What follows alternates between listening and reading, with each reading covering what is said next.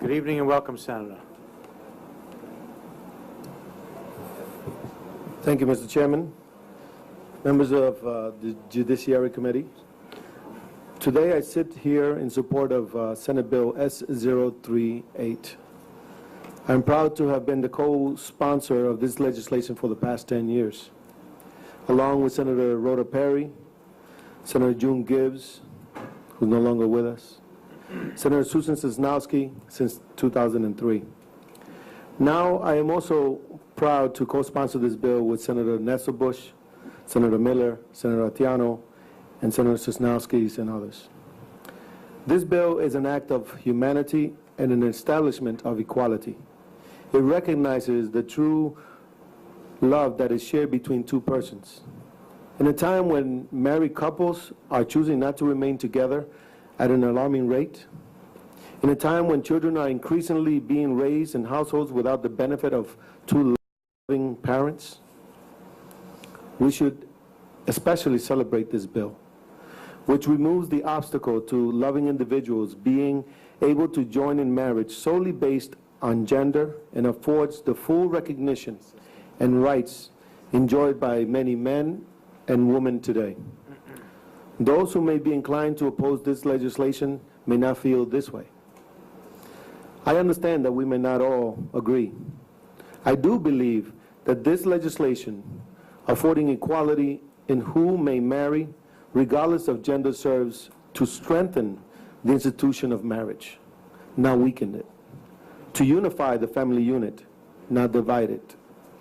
And to those who may be inclined to oppose this legislation based on their understanding of their religious faith and beliefs, I say that they do not need to fear that this bill will in any way infringe upon their religious rights. In fact, it clearly reaffirms their religious freedom on this issue. When two individuals who love each other are now able to join in the ultimate union, regardless of gender, we as a society have allowed love to be the determining guide to when two individuals can be joined in matrimony, not limited by judgment, not obstructed by law, not in adherence to a tradition for tradition's sake. So, therefore, I fully support this bill to establish marriage equality.